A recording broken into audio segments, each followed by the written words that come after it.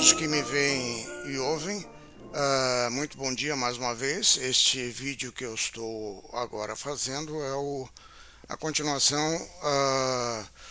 do vídeo que fiz anteriormente, com um breve comentário introdutório da situação da América Latina do ponto de vista da luta à revolução e contra-revolução. Vamos às notícias. Vamos ao Chile. Eu tenho aqui uma notícia que eu colhi de um site da internet com o nome de opendemocracy.net. A indicação escrita do site está na descrição deste vídeo.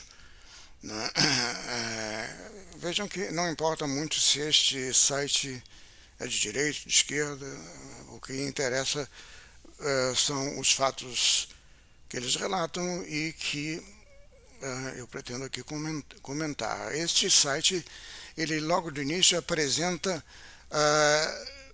duas propostas de preâmbulo da próxima Constituição do Chile.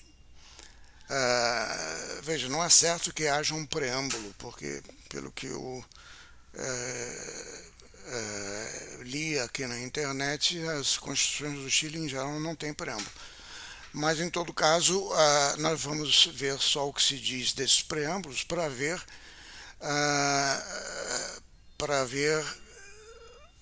as duas visões de mundo que entram em choque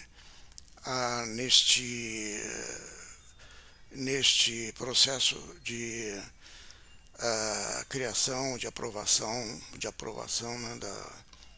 de uma nova Constituição para o Chile. Há uma proposta de direita que mais ou menos começa assim, aspas: nós chilenos, com o propósito de continuar caminhando para um país mais justo, no qual Deus seja reconhecido como fonte de dignidade intrínseca. Isto é uma formulação muito boa e inteiramente contra-revolucionária. A dignidade humana vem,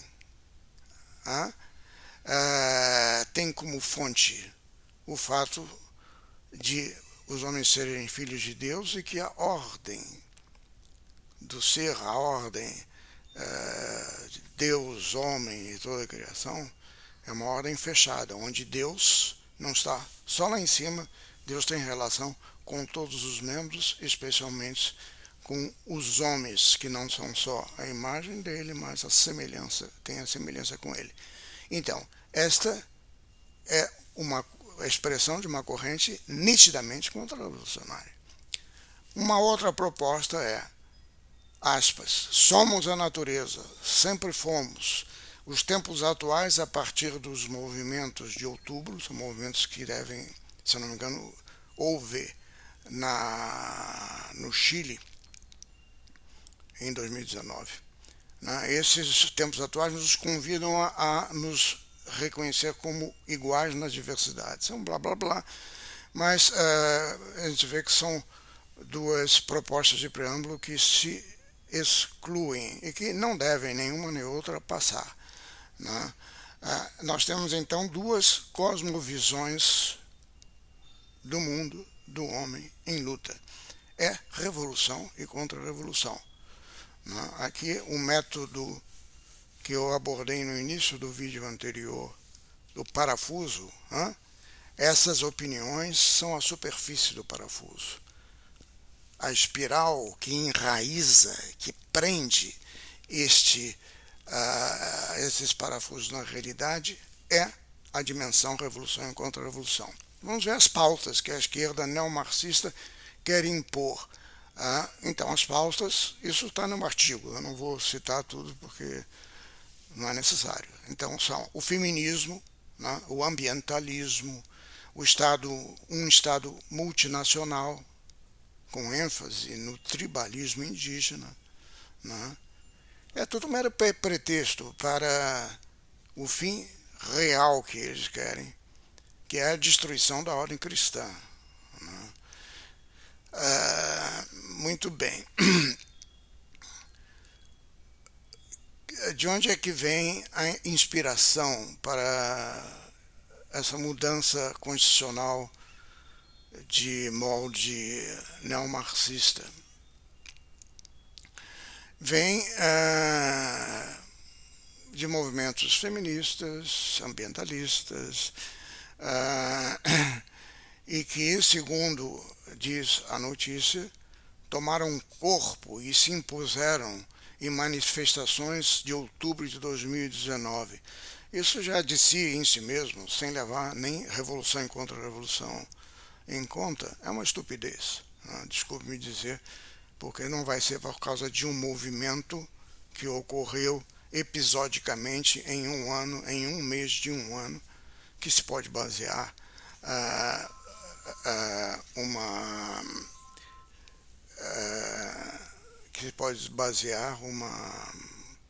reforma da Constituição de um país, né?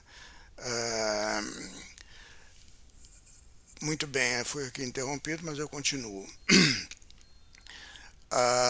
Veja, quantas pessoas estiveram ali, né? Quantas pessoas estiveram ali nessas manifestações? Elas foram muito provavelmente organizadas por serviços de inteligências globalistas, né? As tais famosas revoluções coloridas, mas sabe-se que isso foi fruto de trabalho de inteligência, né? Financiadas, né, por Soros e companhia. Bem, na realidade, quando eles falam de feminismo, o que eles querem é realmente o quê? A destruição da família. Né? E isso está claro. Né? Se os que me ouvem tiverem ocasião de ler um pouco as teorias da Escola de Frankfurt, especialmente a teoria crítica, de kritische Theorie, né, vão ver que realmente o que eles propõem é a destruição da família e a destruição da ordem cristã e muito mais, da ordem civilizacional. Né? Usar o feminismo, isso já é gramscismo, ou seja, como para atingir os objetivos muito bem e claramente declarados. Eu vou fazer um vídeo mostrando isso, citando os termos. Eu os li na própria idioma que eles escreveram, no alemão. Né? Eles querem a destruição da civilização. Agora, como o Gramsci ele formula isso em feminismo, porque é o direito da mulher contra o homem, e isso gera um conflito, uma luta, não de classes, mas dentro da família, para destruir a família. Multiculturalismo, que coisa bonita, multiculturalismo, queremos muito essa cultura. Não, eles querem destruir a identidade cultural e histórica do Chile, que é uma identidade histórica cristã. É isso que eles querem, né? Não é multiculturalismo, né? Isso nós temos que dizer para a opinião, o resto da opinião conservadora, não se deixar iludir por esses eufemismos, por essa... eles querem uma plurinacionalidade, né? Então, com nacionalidades de diversos grupos indígenas, ou seja, transformar a nação Chile em um conglomerado de povos sem expressão, ou com expressão, não interessa, mas que são facilmente domináveis por uma estrutura e manipuláveis por uma estrutura global, como que eles querem impor no mundo. Querem promover a migração, é a mesma coisa. Vocês veem, essas pautas todas, elas vão se repetir na Colômbia, elas se repetem na Alemanha, que eu acompanho muito de perto, e em outros países, e vai acontecer isso no Brasil também, né? Caso nós percamos nas eleições. Aí paridade de gênero, então se imaginar o homem, a mulher ter mesmos direitos que o homem, não é isso que eles querem, não. Eles querem todos os outros gêneros que eles inventam, trans homens, trans mulheres, o que for, né? direito ao aborto não podia faltar. Muito bem, agora vejamos. O candidato que nas últimas eleições foi classificado pela mídia como de extrema direita, que é o senhor José Antônio Cast, ele venceu a primeira rodada de votação e na segunda ele obteve 44% dos votos. Muito bem. Somando e subtraindo, então, vamos dizer que o candidato que foi eleito no Chile, que é de esquerda, e a corrente que o apoiou tem 50%, 56%, não é isso? Se não me engano, dos votos. Com isso, não se aprova uma Constituição. Então, a única solução para os agentes da revolução é ou fazer uma fraude ou fazer uma ação, um processo de engodo, de enganação, de envolvimento enganoso dos 44% dos conservadores. Né? E, como eu falei no vídeo anterior, nós temos esta oposição, que é grande, 44%. Né? Essa a opinião conservadora tem uma articulação em torno da lerdeza em reagir, da moleza, da moderação, ou seja, de transigir com a revolução. Aqui está o centro da luta. Muito bem, vamos para a Colômbia. Na Colômbia, o artigo a ser comentado é de dia 19 de junho de 22, da CNN em espanhol. O link para o artigo eu vou pôr também aqui na descrição do vídeo. Na Colômbia foi eleito Gustavo Petro. Gustavo Petro, aqui é o título da notícia. Gustavo Petro é o primeiro presidente de esquerda de Colômbia. E aí vem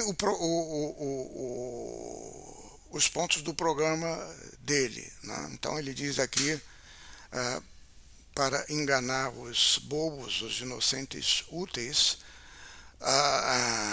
que ele quer um câmbio radical de um modelo econômico que impulse a produção agropecuária. Como?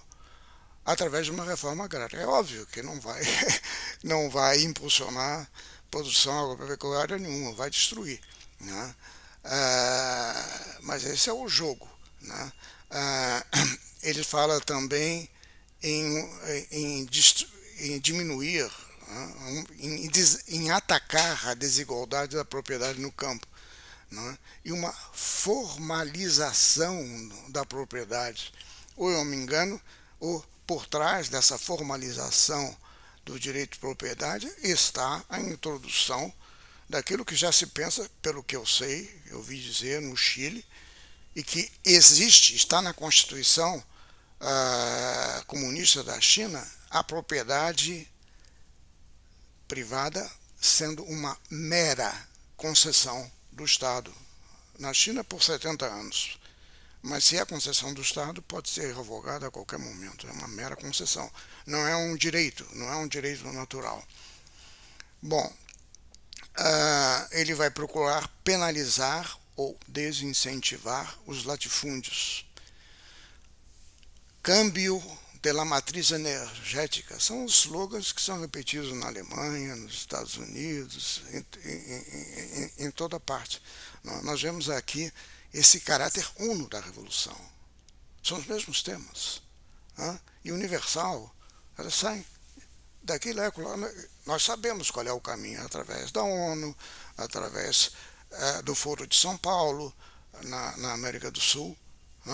Mas ou nós compreendemos que nós estamos numa luta contra um movimento multissecular, anticristão, que é uno, universal, total, abarca todos os âmbitos da atividade humana, dominante, processivo, ou nós não temos chance. Né? referências aqui à Mãe Terra. A Mãe Terra de onde é que surgiu isso? Do sino do Amazonas, onde toda a esquerda que se encastuou, que ocupou os cargos, cargos importantes no Vaticano, desenvolveram isso, né? Bom, outro tema do governo dele, o feminismo, né? Então, 50% de todos os cargos públicos têm que ser dados à mulher. Isso é o início. Depois vai ser para todos os gêneros que eles forem inventando. E se tiver um gênero que tiver relações sexuais com animais, eles vão pôr essa gente em cargos públicos. É para lá que nós estamos indo, né? Então eles querem criar até um ministério na Colômbia, o Ministério da Igualdade. Eles querem abolir as Forças Armadas e querem reanimar um processo de pacificação integral com todos os atores da violência, né? Ou seja, FARC e tudo mais. Eu já chamei a atenção para essa unidade da revolução. Vamos agora para o Brasil. Vejam aqui o mapa mais uma vez para tomarem consciência visual da gravidade da situação. Não é? Vamos ver aqui. No Brasil, na realidade, nós temos uma grande reação atualmente contra esta pauta neomarxista, marxista cultural e tudo mais. E uma reação que vem da índole cristã e de organizações cristãs, de muitos evangélicos e de alguns grupos conservadores católicos que ousam discordar da orientação da Conferência Nacional dos Bispos do Brasil. Neste miríade, eu quero fazer um vídeo falando sobre estes grupos e promovendo-os, dando como se pode acessar. São coisas muito interessantes, mas que evidentemente não tem essa característica de mostrar o nexo com a Revolução e a Contra-Revolução. Isso só nós, que somos antigos membros da TFP, que conhecemos o Dr. Plínio, poderíamos fazer. E como eu estou fazendo, o ideal seria que muitos outros também o fizessem, né? Agora, imaginem só se a TFP antiga, a TFP de sempre, né, estivesse agindo entre nós. Como seria? Eu não vou responder a pergunta. Cada um que pense e que viveu naquela época sabe como seria. Como eu disse, atualmente nós temos ativos um grande espectro de movimentos conservadores, né? Mas eles estão atuando atualmente, sobretudo, na esfera político-eleitoral, é claro, tem que ser isso mesmo, porque nós temos uma eleição aí diante de nós. Muito bem, a batalha que está para ser travada no Brasil é a batalha das próximas eleições. Bolsonaro ou Lula? A importância das pessoas envolvidas nesta eleição está sobretudo no que elas simbolizam, não na sua biografia particular, né?